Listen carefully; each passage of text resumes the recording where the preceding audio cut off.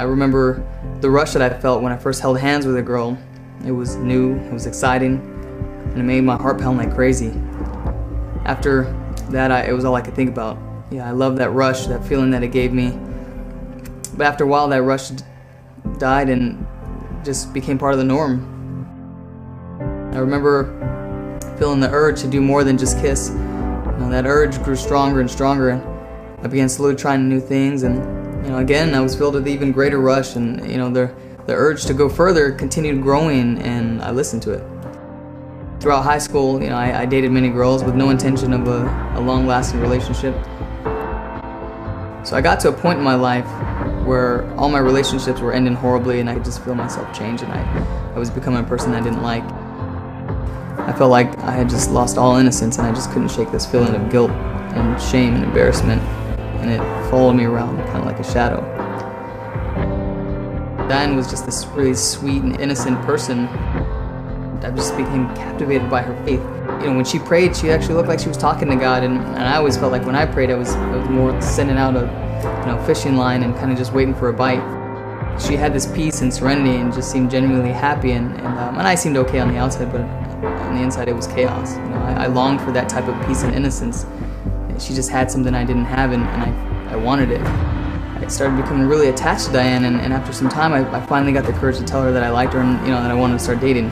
And she said, "Alright, well, I like you too, but if you ever want to even think about having a relationship, or the possibility of a relationship, there are 3 things I want you to do." And she said, the first thing is, if we decide to have a relationship, then I want you to ask my father's permission, because it's important for me to have my family involved, and I want him to give us permission first. So I thought, well, I can do that, it's a piece of cake. What's next? The second thing is she hands me this huge, thick blue book, and she said, I want you to read this book. This is something that, there's some things I want to tell you, and if you don't read this book first, you're not going to understand. So I looked at the book and I thought, well, these tasks are getting a little bit harder, but I can read this book no problem. She didn't give me the third task. She told me I had to finish the book first, and the book was it was called Arms of Love by Carmen Marcoux. And I related to the male character at the beginning of the book, and I wanted badly to be like the character at the end of the book. It gave me hope, it inspired me. I was ready for that third task. So when we got together to talk about the book, I was all excited, telling her this is the greatest book I had ever read, and she gave me the third task, and I wasn't at all prepared for what she was about to ask of me. She started telling me about an experience where that she had with a guy who had hurt her. He humiliated her, after he took advantage of her. So she was so heartbroken that she drove herself straight to a nearby church, and in her sobbing, she makes this promise to Mary and to God that she would not kiss another man until she was standing with him before the altar on her wedding day. And then she said, if you want to be with me, then you have to take on that promise too. The next thing I tried to do was convince her that it was probably not a good idea. I said, I don't, that's amazing that you want to make that promise, that's cool, but I don't think kissing's a bad thing, before marriage. And she said, oh, I know, it's not a bad thing. I made that promise because I wanted to keep myself from falling into doing more than just kissing, and kissing can easily lead into other things, and if we don't kiss, then I don't have to worry about that. And I know that the guy that's willing to take on this promise for me will be the man that I can marry. I know that he'll be the man who loves me for me and not just my body. Obviously this girl was prepared to have this debate, and I wasn't. In fact, I was thinking, wow, that's a really good point. But sensible or not, I was pretty sure that there's no way I could even do this, even if I wanted to. But I like this girl so much that I reluctantly told her, if that's your promise, I guess I have to respect that. She set the standard high, and she wasn't willing to compromise. She said, take it or leave it, and since there was no negotiation, I had no choice but to agree to the terms. I only said yes to respect Diane's promise because I knew it was the only way I could be in a relationship with her. Luckily, that was enough to cause a major shift in my life, and often when I tell people my story, I use the example that I was something like a drug addict who went into rehab, and those first couple months were like hell for me. Trying to kick my addictions to lust was a lot like trying to cut off my own arm. It was so much a part of the person that I was. The good news is that my relationship with Diane started improving things for me, because she was so physically distant. It was a lot easier for me to control myself, but I was also able to think clearly without the smoke of lust clouding my thoughts. Learning the truth of morality in the Catholic Church was much easier when I wasn't constantly involved in sin. We went to a faith conference one Saturday, and at the sellers tables I noticed this book called An Introduction to Theology of the Body by Christopher West. And I remembered the book Arms of Love that Diane had given me. When on the back it said it was based on something called Theology of the Body. And so I was interested just to know what it was. So I took it home with me, and I just devoured this book.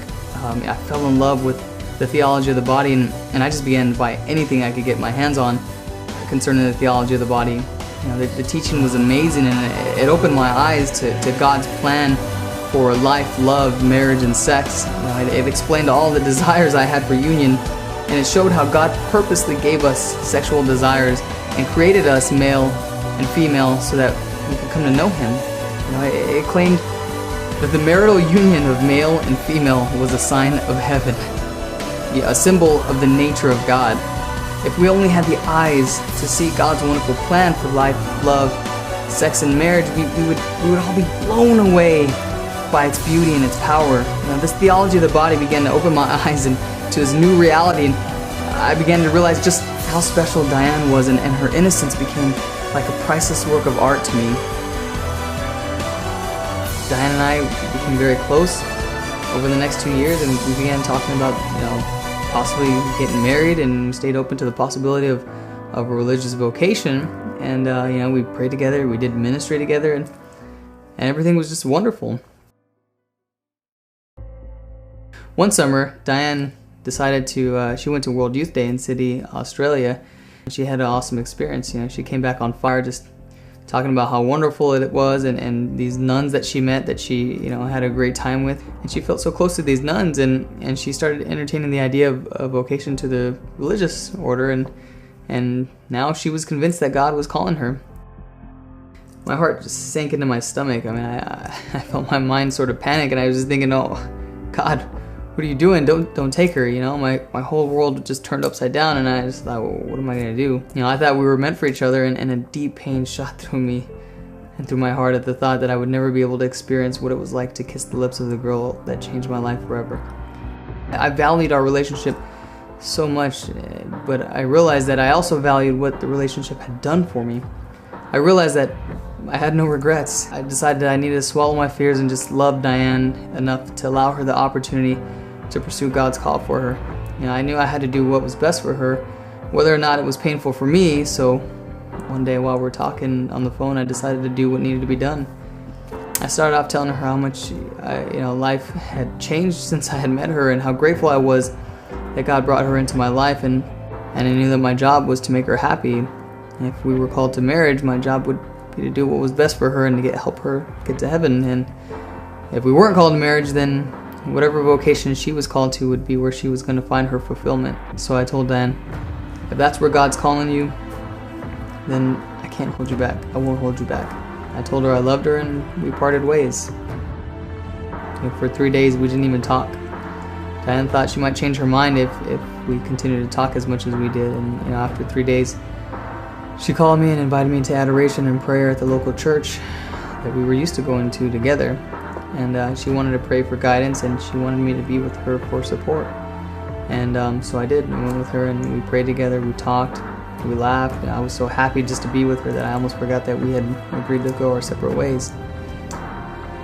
But, we had such a great time that day and that week. In fact, we started going to Mass and adoration together every day to pray for guidance, and like a dying fire that just needed a spark, our love and our relationship was rekindled.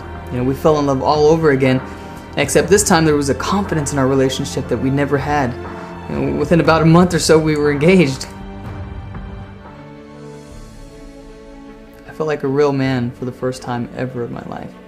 Men are created to be protectors and to serve the woman they love, to lay down their lives for them. And for the first time, I said no to my body and my desires. And I gave my fears over to God, and I just said yes to His will for me. I finally figured out the solution to becoming a real man, and it's to be crucified, to love another more than you love yourself. And when I made that decision, I proved to Diane and to myself that I was willing to go to the cross for her. Her happiness and fulfillment was worth the price of my life. From the point that I told Diane that I loved her enough to support her pursuing God's calling, even if it wasn't with me, she knew that I loved her more than I loved myself. She knew that I feared her pain more than my own. And she knew that I was the guy that she could give herself to in marriage. A year and a half later, her and I are standing at the altar. She's beautiful, she's dressed in white, and she's looking so beautiful and holy. And I just remember I had all my family and friends present, and they all got to witness my very first kiss with my bride.